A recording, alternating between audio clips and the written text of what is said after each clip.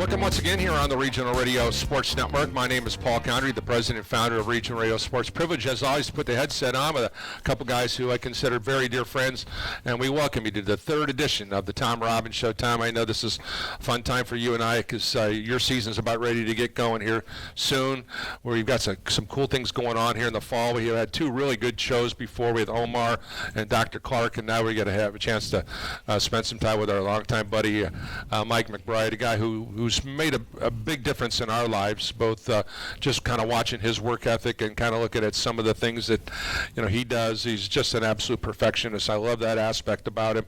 Terrific basketball coach. I have said this, and I'll go on the record of saying this. In my 35 years as a broadcast journalist, I would put him is in the top 10 of coaches I have ever encountered. I love his attitude, his behavior. I love the way he goes about doing things. And that $25 that he just gave me, I think I'll be able to give that back to Holy Cross College. But anyways, it's good to have him. It was going to be 50. So it's good to have him here. And you get a chance to work with him a lot on a wide variety of things. And I'm sure he's had a big influence on you as well. Yeah, absolutely. He's had a decade here at Holy Cross and establishing his program, and we share a lot of space during the winter with my coaching in the women's basketball team. We're following each other for practices every day and crossing paths. And then in the athletic department, I've had the opportunity, myself as athletic director, and he's the senior associate director. So, basically the second in charge. We've had a lot of conversations about where we want the department to go and different things that we've worked on. This last couple years have been great. So it's been a great relationship, and we come from two different schools, I think, on basketball, but we're both kind of old school people in different ways, and we have some commonalities there that I've picked up a lot of good things from him, like you've said. One of the things that maybe worth mentioning is the fact that Mike was for a short time the athletic director, and you came in, so you guys have kind of inverted roles, and I know that's a very unique situation. I know Mike, it was never his intention to be an athletic director. He wanted to be a basketball coach. That may not even have been your ultimate goal, but that is where you're at right now. That's where God has you planted, so it is what it is. So is he different when you're the guy underneath him as he was the athletic director versus now that as you guys have inverted those roles? Yeah, well, I wouldn't say different, and I only had a couple months, so I didn't get a lot of experience with him as the interim athletic director. He was the interim athletic director when I was hired here. Sure. So he did a nice job of getting me off on my feet and getting me off and going, and I really appreciated that. And then, as you said, it's a reluctant position for myself as well. Basketball coaching is my passion, and being the athletic director has been something that I've done because the college has needed it. So him and I have a lot of commonalities in that situation as well. So, I've leaned on him the last couple years, kind of help through situations, what the experience was for him in that spot, and, to help me through some times. Mike, let's go back to the beginning. A lot of people may or may not know that, but you grew up in southern Indiana, so you live down along the river.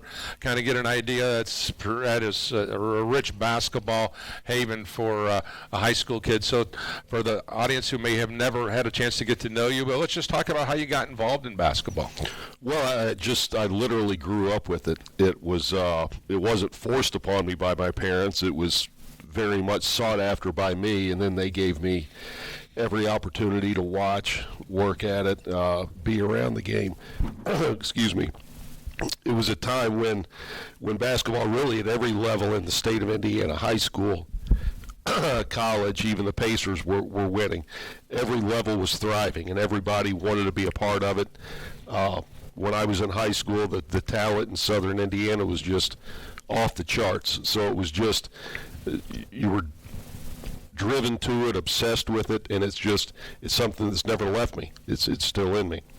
Well, after you get through high school, you go to Marian University and you play for really one of the legends in the NEI, and the legendary John Grimes. Let's talk about that experience and what kind of influence Coach Grimes had under you. Well, he was outstanding. He was very disciplined, very organized, knew how he wanted his team to play, and held you to that standard. His entire coaching staff was tremendous. We had an assistant, Mike Henderson, who is, to this day, probably the best defensive coach I've ever seen. He could break it down to the most minute detail. and make the game simple. It didn't make it easy, but it was easy to understand. Made it simple to understand and then to execute. And if you did it at a really high level, you were going to succeed. And so he would make it simple, easy to digest, and then Coach Grimes would make sure you did it hard. And when we did that, and we did for the most part, we had quite a bit of success. When you look at your college coach's influence, there were other outside influences, and you and I have talked about this really since you've been here, really for longer than a decade. There were other spheres of influence, if you will. Bob Knight was one of them, and I would say that if you were to go back to my coaching time in the late 70s, the early 80s, back when we were just moving from the peach basket phase to where they had the breakaway nets type situation, Bob Knight had a tremendous amount of influence both on me as well as you. Can you speak to that? Yeah, so I grew up when they were winning national championships at Indiana, so it was like a boyhood hero, both he and the players on the team. A quick note of that, and this is just within the last 2 weeks. I go to, what's the grocery? Martin's. Yeah. Martin's. I'm at Martin's on a Sunday evening shopping, and I'm wearing a Bob Knight T-shirt. And I'm checking out, and there's another guy about my age with his son who's wearing a Penn basketball jersey. They had just obviously been at some youth basketball event. And the dad sees the shirt and kind of chuckles and says, "That's a great shirt." And I said, "Well, yeah, heck yeah, it is." And he says, "Coach Knight was a legend." And we talk about Coach Knight for a second. And then I look at his son. I said, "Do you know who Bob Knight is?" And he says, "Yeah, of course, my dad's taught me." Well, I get to the front of the checkout line. The young woman she's probably either in high school or just graduated. She has no clue who Bob Knight is. So she's just laughing at us like, "Who's this guy? What is it, a TV show?" So we're at a stage now in modern times where people either don't know him or have a clouded view of how he was as a coach or look at him negatively. But to me, he's one of the best that's ever done it. He did some controversial things, but his motives and intentions were never controversial. No question about it. If you were to say that there was, between John Grimes and or Bob Knight, was there one other coach somewhere along the line that may have had that same type of influence, or that you wanted to emulate to be like? Who was that guy or gal? Well, there were probably a couple. There were two I studied, Rick Majerus and then Don Meyer at Lipscomb, that I studied a lot. A coach that I had a personal connection to was probably my junior high coach, John Menta. He was a banker, like all junior high coaches. Like, they're not pro junior high coaches. They have a real job and then volunteer their time on the side. That would have been me, but I wasn't the banker. Yeah. This dude's a president of a bank, and for decades was the junior high coach at St. Anthony's in Clarksville, Indiana. And he took that as serious as he did the bank. It's like he'd rather default on 15 loans than to lose a CYO game. I mean, he just took it that serious. And he was so detailed. Like, if we were going to go play at Holy Family, we would not depart at 11:45. It'd be 11:41. You're thinking, why 11:41? Well, because it takes 9 minutes to get there. So we want to be there at 11:50. Why just say 11:45? Like, there are more minutes on the clock than 15, 30, 45, and 0. Let's be exact. Let's be detailed. And it's probably the banker in him trying to get down to the most, whatever percentage. Yeah. So he had a big impact, just again how serious and detailed he was about how he went about it. Tom, I know that you've got some questions for Mike.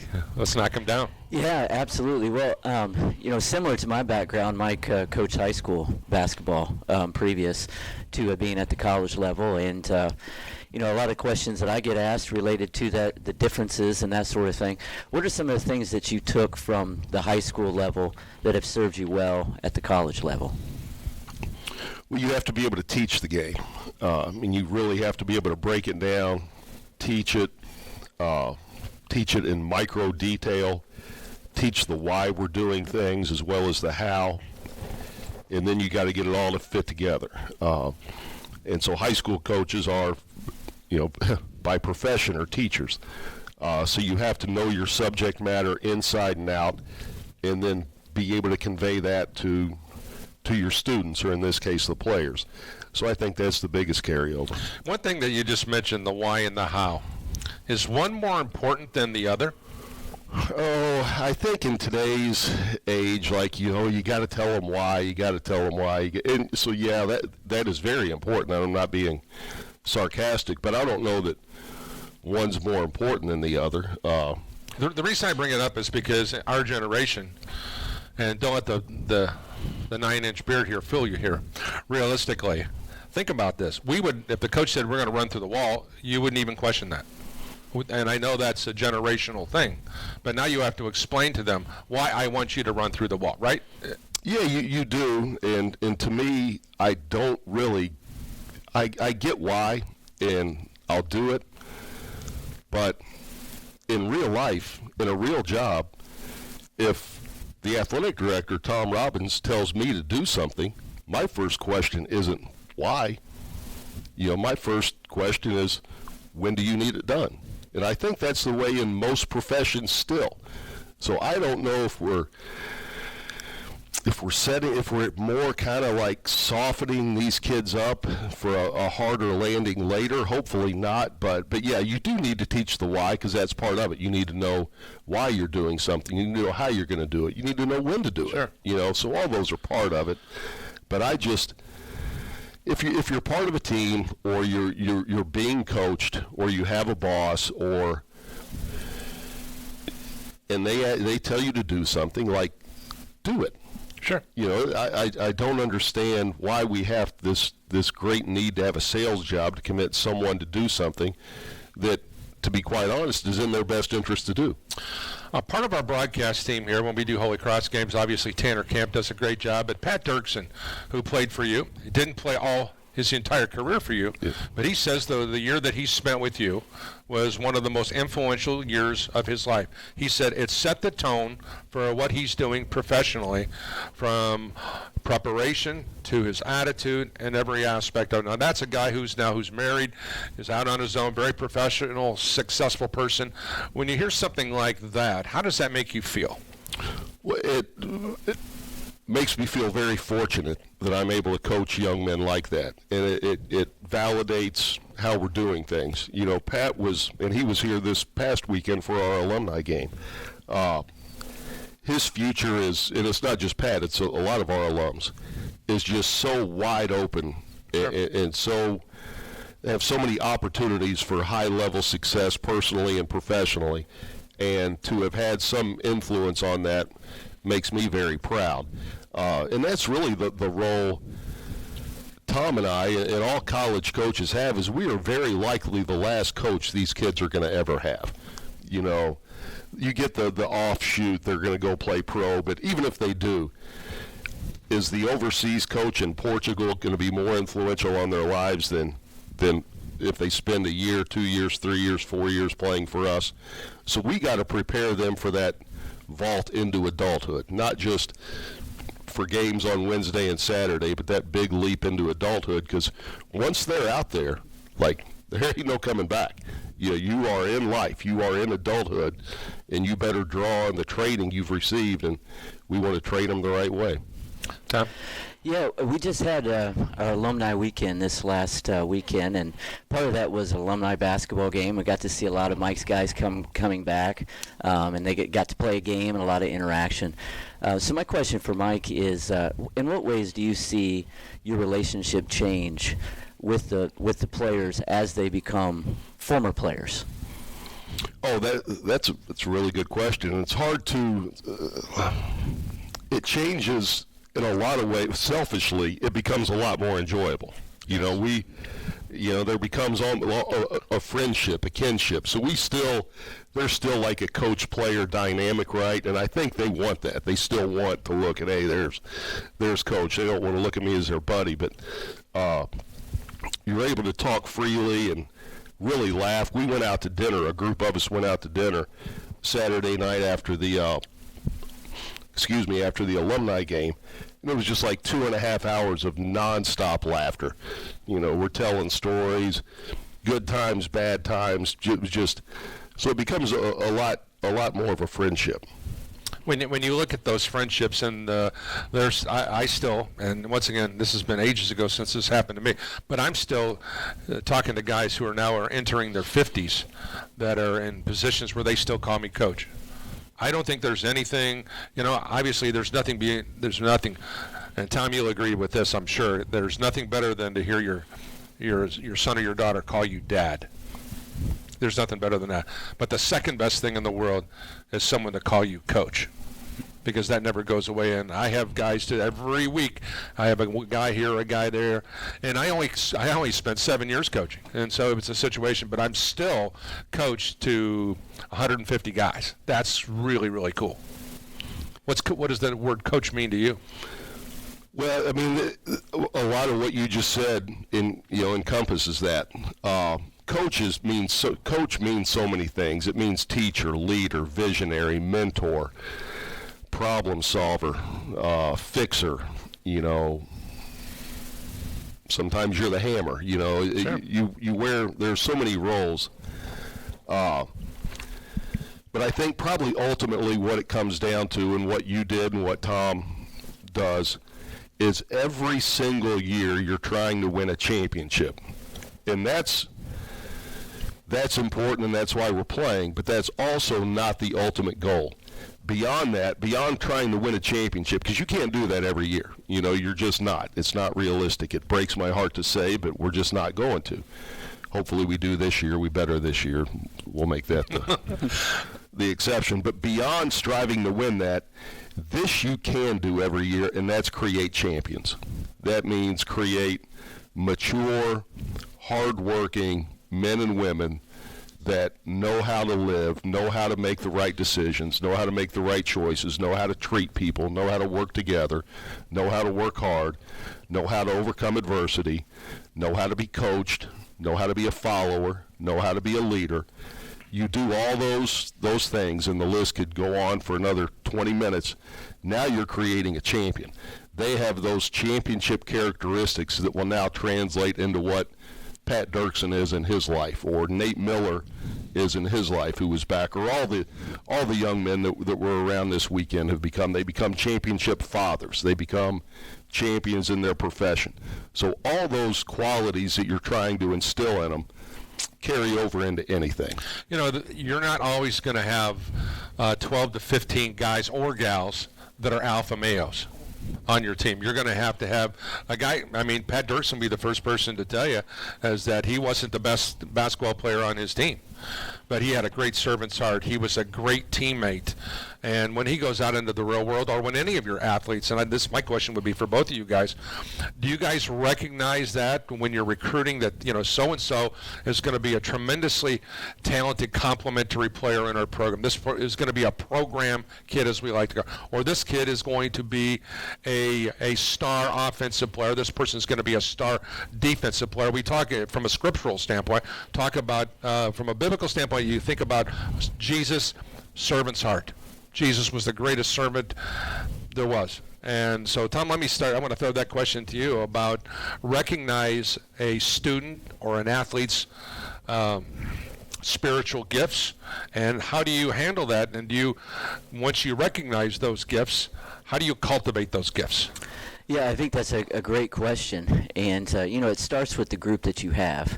So you're looking for people that complement that group that you have and what they bring to the table. But I think obviously they have to have a certain level of skill to be able to play at this level and be able to fit in with your team.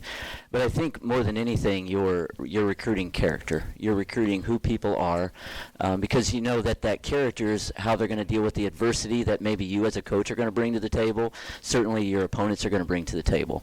So what do they have inside them that's then going to be able to come out once they're with the team and in the environment that we have? And if you don't start there, I feel like I see a lot of unemployed coaches that don't come at it from that perspective. Sure. And if you look at the ones that have been successful at the highest level, and then all the way down, even down into the high school levels even as well, the people that look at that inside of a person and what they're bringing to the table. Those are the ones who have long careers and people are endeared to them over time. Mike, got to piggyback on what Tom just said, but an athlete's ability to step up and sometimes step down, depending upon the chemistry of his team, is pivotal. Because let's say you recruit a high quality athlete who is just hands down physically better than anybody in the building. A kid who may be starting in that particular position may all of a sudden find his minutes all of a sudden are cut in half, or maybe even completely eliminated, but he can still be a positive contributor to your team by stepping down. So can you speak to the stepping up as well as the stepping down? Because most athletes have to go through that at some point in time during their careers. And once again, we're talking about life situations. We will see that in life. Mm-hmm. Yeah, it's about role acceptance. Even the star is a role player. You got to know what your role is and then excel in that role. And those roles change over time. Sometimes they change due to external circumstances that you have no control over, which is life. So you have to be able to, if that role expands or there's a need for you to expand that role, you got to be able to step up into a bigger role. Or if maybe you have to take a little bit of a lesser role, when in reality there is no lesser role. What you're probably dealing with now are minutes or shots or points or all the glamorous things. You've got to have enough humility and enough putting the team first to accept that role. And everyone has to accept and execute their role in order for the team to succeed. I got a question for both you guys here in our final segment. One of the things that I hear coaches talk about a lot, and this is once again this is a little bit of a coach speak thrown in here. We need to be able to quote unquote control the controllables. I know, Tom, I want to start with you about the controllables, because that means something to different people. But the aspect that the coach is always saying is we need to teach my athletes to control the controllables.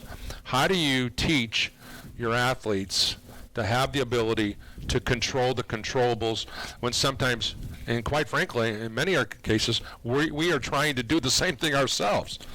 Yeah, I think you have to start with identifying what's uncontrollable. I think athletes, they're achievers, right? In general. So they want to go after whatever it is that they can go after. And sometimes you have to set those boundaries to show, what is not in your control. And I think when you start there, then you're talking about perfecting what is that you have control over. And what, as Coach was talking about, what your role is on the team and what that means for what you can control and to perfect those things. But identify first what you can't control. I think that's true in life as well. We're all tempted to try to extend ourselves into areas that we can't control. And that's when we get ourselves in trouble. Mike, your thoughts on control the controllables and teaching that and understanding that? Well, we want to, Tom used a good word, identify that which you can control. The way we phrase it to our players is we want to identify the key things that lead to winning. There are 4 or 5 aspects of the game that lead directly to winning. Then there are a number of other aspects that really don't have anything to do with winning. And then there are things you just simply can't control. So the 4 or 5 things that really drive winning, we want to identify, bite on those, and just have this raging fire moving towards those things.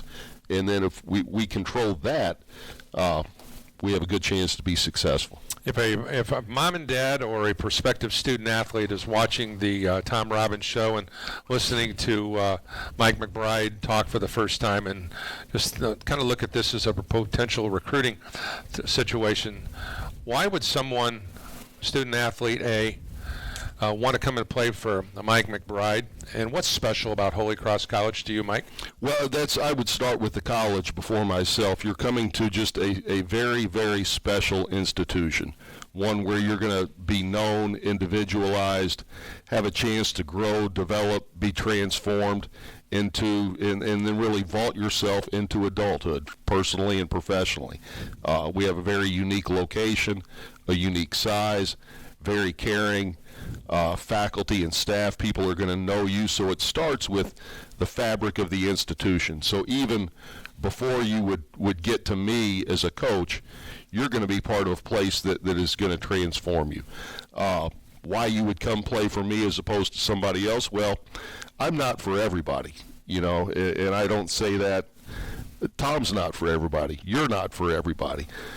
If you want to play here, you've got to be a very serious-minded, hardened, intense, focused young man. Now, you're not going to be that walking in the door, but you've got to be attracted to those things.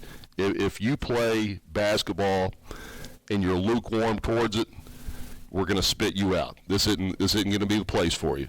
But if you, again, have a raging fire towards that which is important, this is going to be a great place for you. And so you'll succeed on the court, and then when you leave the File Center, you're going to be on a campus that is unlike any other in the country. Tom, in closing here, it's neat to have a completely different look at Mike McBride. We didn't talk about this year's team. We will on Media Day.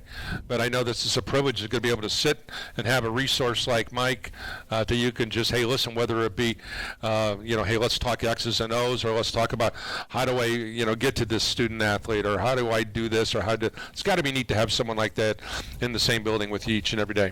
Yeah, absolutely. Another basketball mind, and something we didn't even talk about is how much Mike goes out and learns from other people. He's a regular attender at clinics all over the country, and he brings the wealth of that information back to our campus as well. So I've enjoyed, picking his brain, so to speak, as you mentioned, and learning from those things as well.